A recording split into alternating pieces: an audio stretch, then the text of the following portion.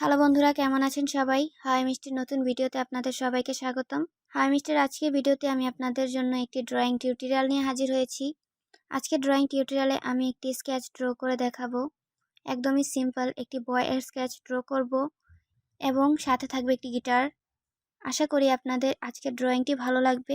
আজকে ভিডিওতে ড্রয়িংয়ের পাশাপাশি আমি আপনাদের সাথে একটি গল্প শেয়ার করতে চলেছি। আশা করি আপনাদের গল্পটিও ভালো লাগবে এবং আপনাদের রিকোয়েস্ট করছি গল্পটি সম্পর্কে এবং ড্রয়িংটি সম্পর্কে আপনাদের মতামত অবশ্যই আমাকে কমেন্টের মাধ্যমে জানাবেন। পরন্ত রোদ্দুরে হঠাৎ করে মেঘের ঘনঘটা। পহেলা আষাঢ়ের দিন ছাত্রছাত্রীরা সব দল বেঁধে বাড়ি ফিরছিল। মেঘের প্রচণ্ড গর্জনে হুড়মুড় শব্দে মেয়েরা চিৎকার করে উঠল। হঠাৎ করে প্রবল বেগে ধেয়ে আসা দুরন্ত মেঘের জল সব ছাত্রছাত্রীর মধ্যে ছাউনি খোঁজার আর মাথা ঢাকার জায়গা করে নেওয়ার প্রতিযোগিতা তৈরি করে দিল। সত্যি খুব হাসি পাচ্ছিল দেখে ওদের। আচমকা চোখে পড়ল একটি 17 কিংবা 18 বছর বয়সী মেয়ে ওই বৃষ্টির মাঝে ব্যাগটা তার বান্ধবীর দিকে ছুঁড়ে দিয়ে বৃষ্টিতে সোজা আকাশের দিকে চোখ বুজে ভিজছে। তখন আমি নিশ্চিত ছিলাম না, তবু মনে হচ্ছিল ওই বৃষ্টির ধারার মাঝে ও নিজের অশ্রুর ধারাগুলো লুকিয়ে রাখতে চাচ্ছিল সবার থেকে। তাই হয়তো ও ওই প্রবল বর্ষাতে ইউনিফর্ম পরে ভিজে যাচ্ছিল। প্রায় 5 মিনিট পর একটি ছেলে এসে ওকে পেছন থেকে জড়িয়ে ধরল। ছেলেটিও মেয়েটির সমবয়সী বলে মনে হলো। মেয়েটি তাকে ছাড়িয়ে দূরে ঠেলে দিয়ে তারপর ঠাস করে একটা আওয়াজ শোনা গেল। হয়তো তখন বৃষ্টির শব্দও সেই শব্দটা ঠেকাতে পারিনি। আমি এতক্ষণে চেয়ার ছেড়ে উঠলাম। বিষয়টা আসলে কি জানার আগ্রহ হলো আমার। গিয়ে জিজ্ঞাসা করলাম একটি মেয়েকে, ওখানে ওই যে ছেলেটা আর মেয়েটা রয়েছে, ওদের ব্যাপারটা একটু বলবে? রাস্তার মাঝে বৃষ্টিতে ওরা এগুলো কি করছে? মেয়েটির ব্যাপারে বলার পরে আমি অবাক হলাম। রাস্তাতে দাঁড়িয়ে থাকা মেয়েটির নাম হলো বর্ষা। সে ক্লাসে দ্বিতীয় হওয়ার শিরোপা অর্জন করে আসছে বিগত 3 বছর ধরে। তবে ওর প্রথম হওয়ার স্বপ্নের মাঝে একটাই বাধা, সে হলো ওই ছেলেটা যাকে সে বৃষ্টির মাঝে চড় মারল। ছেলেটার নাম মেঘ। না, আপনারা ভুল ভাবছেন, রেজাল্টের জন্য নয়। আজ মেয়েটির রাগের কারণ আর তার স্বপ্ন দুটো জিনিসই কিন্তু বদলে গেছে। মেঘের বাবা ছিলেন শিক্ষক, তাই তিনি সবসময় তার ছেলেকে সবার উপরে দেখতে চাইতেন। বাবার এই স্বপ্ন পূরণে মেঘ আসলে বাবার তৈরি একটি রোবটে পরিণত হয়েছিল। তার বাবা যা বলতেন সে তাই চোখ বুঝে মেনে চলত। কিন্তু অন্ধের চাল কতদিন আর স্থায়ী হয়? মেঘের সাথেও হলো তাই। সে ক্লাস 9-এ মডার্ন কেরি বিদ্যালয়ে ভর্তি হয়। তারপর শুরু হয় তার জীবনের নতুন অধ্যায়। এসেই নজর কাড়ে তার বর্ষা নামে একটি দুরন্ত মেয়ে। সে ক্লাসে প্রথম হয়, কিন্তু দেখে মনে হয় না। মেয়েটি খুব দুরন্ত, মাঝে মাঝে ক্লাসও ফাঁকি দেয়। আবার নানান বিষয় নিয়ে তর্ক করতেও সে বেশ পটু। আর এমন রুখা ব্যবহার, ওকে মেয়েরা তো দূরের কথা, সিনিয়র দাদারা আর শিক্ষকরাও একটু একটু ভয় পায়। বর্ষার বাবা এখানের লোকাল এমএলএ, তাই ওর ব্যবহারটা সবাই একটু মানিয়ে চলতে চেষ্টা করে। মেঘ এসব জিনিস দেখার পরও তার মনে বর্ষার জন্য একটা আলাদা জায়গা তৈরি হয়। তাদের মধ্যে কথা বলা হতো খুব কম, কিন্তু মেঘের দৃষ্টি বর্ষাকে খুঁজে বেড়াতো। এভাবেই চলতে চলতে একটা বছর পেরিয়ে গেল। ক্লাস 9-এর রেজাল্ট বেরোলো। এবার প্রথম স্থান অধিকার করেছে মেঘ, দ্বিতীয় হয়েছে বর্ষা। বর্ষা তো রেজাল্ট শোনার পর কিছুতেই বিশ্বাস করতে চাইছে না, আর মনে মনে ভাবে, কে এই মেঘ? এই তো সেদিন এলো, আর এসেই আমার এতদিনের জায়গাটা এত সহজে ছিনিয়ে নিল আমার থেকে। বর্ষা এর প্রতিশোধ নেওয়ার জন্য দৃঢ় প্রতিজ্ঞা করে। বর্ষা মেঘকে অতিষ্ঠ করে তোলে। মেঘ যেখানেই বসতে যায় সেখানেই জল ঢেলে দেয়, নয়তো ধাক্কা দিয়ে ফেলার চেষ্টা করে। আর টিফিন ফেলে দেওয়া, আর তার সাথে কেউ মেশলে তার সাথেও এরকম করে। তাই বর্ষার ভয়ে প্রথম সবাই কিন্তু মেঘের থেকে দূরত্ব বজায় রাখতে শুরু করে।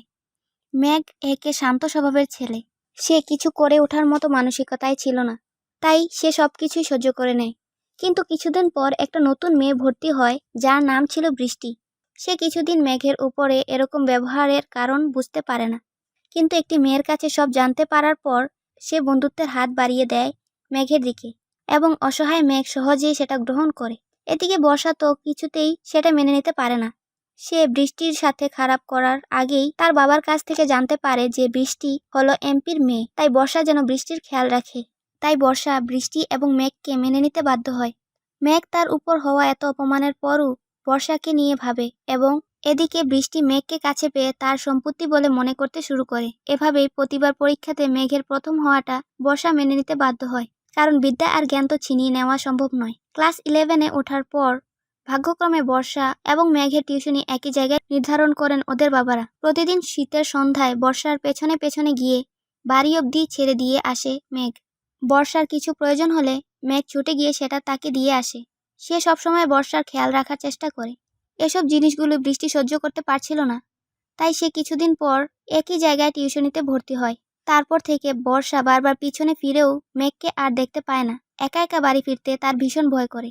সেও মেঘের তার কাছ থেকে দূরে সরে যাওয়াটা মেনে নিতে পারছে না। তখন তার মনেও মেঘকে নিয়ে প্রবল অভিমান এর পাহাড় জমে ওঠে। তাও মুখ ফুটে বর্ষা মেঘকে কিছুই বলতে পারে না। হঠাৎ একদিন টিউশনি যাওয়ার পথে বর্ষা দেখে বৃষ্টি মেঘের হাত ধরে হাঁটছে, আর তারা বেশ হেসে হেসে গল্প করছে। তার অভিমানের বাঁধ তখন অশ্রুধারা দিয়ে বইতে থাকে। দৌড়ে গিয়ে সে মেঘকে জড়িয়ে ধরে কাঁদতে থাকে আর এক এক করে সব অভিযোগগুলো বলতে থাকে। বৃষ্টি তখন বর্ষাকে একটা জোরে চড় কষিয়ে বলে, অভদ্র মেয়ে, তুই ওকে দোষারোপ করিস কোন সাহসে? তুই তো সবসময় ওকে অপছন্দ করতি। বর্ষা বৃষ্টির কথা কান না দিয়ে মেঘের দিকে তাকিয়ে তার মেঘকে ভালো লাগা এবং সেই থেকে রূপান্তরিত হওয়া ভালোবাসার কথা বলে। কিন্তু মেঘ কোনো প্রত্যুত্তর দেয় না। বর্ষা বারবার জিজ্ঞেস করেও কোনো উত্তর না পেয়ে জিজ্ঞাসা করে, মেঘ, তুই সত্যি কোনোদিন আমায় ভালোবাসিসনি বল? সবটাই ছিল তোর ভালো মানুষই, তাই আজ কেউ তোর সামনে আমাকে থাপ্পড় মারলো আর সেটা তুই মেনে নিলি। ক্ষমা করিস মেঘ আমায়। আমি তোদের মাঝে আসবো না আর কোনোদিন না। মেঘ অবাক হয়ে সবটা শুনে আর দেখতে থাকে। সে যেন মুহূর্তে বাক হারা হয়ে পড়েছে। বর্ষা চলে গেলে মেঘ রাস্তার উপর বসে পড়ে আর তার দুই হাতে ঢাকা মুখের আড়ালে চোখের জল বাধাহীনভাবে বেরিয়ে আসে। মেঘের এই অবস্থা দেখে বৃষ্টি তাকে কোনোভাবে বাড়ি ফিরিয়ে নিয়ে আসে। আপনাদের অবাক লাগছে তাই না, যে মেঘ বর্ষাকে প্রথম দিন থেকে পছন্দ করে, সে কেন আজ প্রত্যাখ্যান করলো বর্ষাকে? আমারও অবাক লেগেছিল, কিন্তু কারণটা শোনার পর আমি বুঝলাম মেঘ কতটা অসহায় ছিল। এমএলএ এর মেয়ে বর্ষা, তার পেছনে পেছনে মেঘের ঘোরার খবর তার বাবা পেয়ে যায়। তিনি মেঘের বাবাকে তার ছেলেকে নিয়ে শহর ছাড়তে বলেন, কিন্তু মেঘের বাবা অনেক প্রার্থনা করেন তিনি যেন মেঘকে এইচএসসি পরীক্ষাটা পর্যন্ত পারমিশন দেন, তারপর তারা শহর ছাড়বেন বলে কথা দেন। বর্ষার বাবা বলেন মেঘ যেন বর্ষা থেকে দূরে থাকে। মেঘের বাবা ছেলের এমন পরিণতিতে ঘৃণায় গ্লানিতে জর্জরিত হয়ে পড়েন।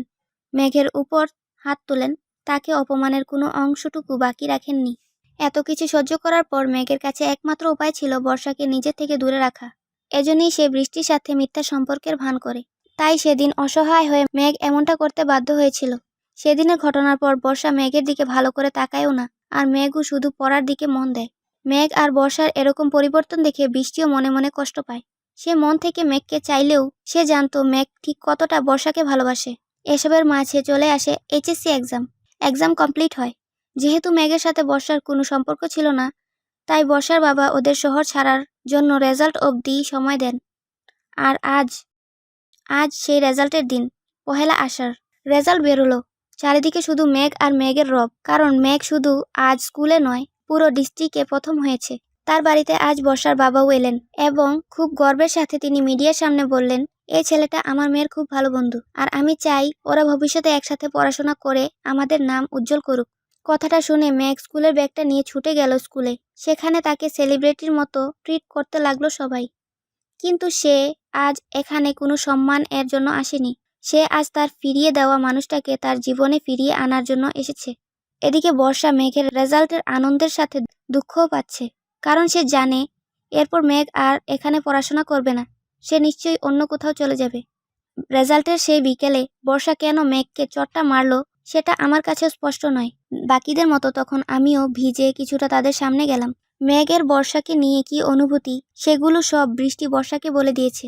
তাই সে আনন্দের দুঃখে এই বৃষ্টির জলে চোখের জল ধুয়ে ফেলছিল। তারপর বর্ষা নিজে মেঘের পায়ের সামনে বসে পড়ল, হাত জোর করে বলল, মেঘ, আমায় আর আমার বাবাকে পারলে ক্ষমা করে দিস, আর পারলে অন্তত বন্ধুর জায়গাটা আমাকে দিস। তখন মেঘ বর্ষাকে তুলে ঝাপটে ধরে কাঁদতে কাঁদতে বলতে লাগলো, ডোন্ট লিভ মি অ্যালোন বর্ষা, আমার সাথে থেকে যা। বৃষ্টি দূরে গাড়ির ভেতরে থেকে সবটা দেখছিল। ওদের এক হতে দেখে চোখ ভরা জল নিয়ে চিরকালের মতো ওদের জীবন থেকে বিদায় নিল।